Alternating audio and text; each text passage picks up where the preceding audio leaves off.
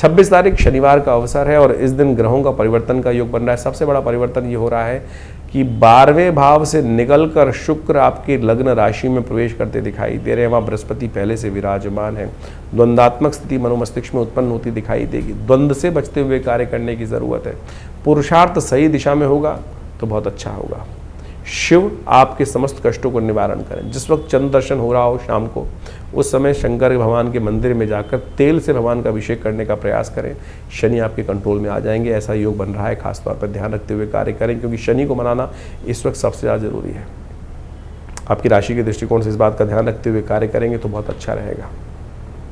और हमने एक विशेष एपिसोड बनाया था कि शुक्र और जो बृहस्पति एक राशि में प्रवेश कर रहे हैं उनका क्या प्रभाव होगा, उसको आप अच्छे से समझ सकते हैं। 27 तारीख रविवार का अवसर है और ऐसे में तृतीया तिथि विद्यमान है और रविवार के दिन सुंदर योग बन रहा है मधुश्रवा तीज का। ग्रह नक्षत्रों के दृष्टिकोण से आपके पुरुषार्थ से बहुत सारी चीज़ें बन सकती हैं। इसलिए इस वक्त मंगल का और चंद्रमा और केतु का योग बना हुआ है आपकी राशि के दृष्टिकोण से पुरुषार्थ भाव में। और जो मंगल जो है यहाँ पर विशेष तौर पर पुरुषार्थ करने से आपको थोड़ा दूर भगाते दिखाई दे रहे हैं। पुरुषार्थ से भागेगा मत, आलस करेंगे तो फिर कहीं ना कहीं चीज़ें खराब हो सकती हैं। किसी की बातों में मत आइए, अपनी चाल में मस्त हो। हाथी चलत बाजार में कुत्ता भौंक हजार, साधुन को दुर्भाव नहीं जो निंदे संसार। इस दिन विशेष तौर पर शहद का दान करें और हो सके तो शहद से भगवान का अभिषेक करें, कल्याण होगा। 28 तारीख सोमवार का अवसर है, चतुर्थी तिथि विद्यमान है। सावन का तीसरा सोमवार का सुंदर योग बन गया है। इस दिन मंगल भी परिवर्तन की तरफ जा रहे हैं और ये परिवर्तन बहुत विशेष होगा।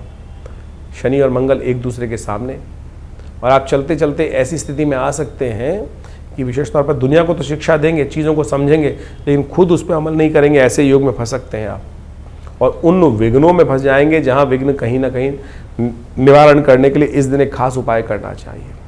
इस बार एक खास योग बना है कि सावन के सोमवार, 2 सोमवार जो हैं वो चतुर्थी को ही पड़ रहे हैं। विघ्नहर्ता भगवान गणेश का सुंदर स्तवन कर कर आप इन समस्त विघ्नों को, जीवन के विघ्नों को दूर करने का योग बना सकते हैं। और जो शास्त्र के दृष्टिकोण से सौर पुराण के अनुसार से कहा गया है कि यदि सावन का सोमवार चतुर्थी के दिन पड़े तो उस दिन दूरवा के गणपति बनाकर उनका यदि पूजन किया जाए भगवान शिव के परिवार के साथ साथ, तो समस्त कष्टों से निवृत्ति के योग बन जाते हैं। हमने विवेकानंद योगाश्रम में इस तीसरे चतुर्थी पर ये सुंदर कार्यक्रम रखा है। सुंदर भगवान का अभिषेक रहेगा, दूरवा से भगवान का पूजन रहेगा।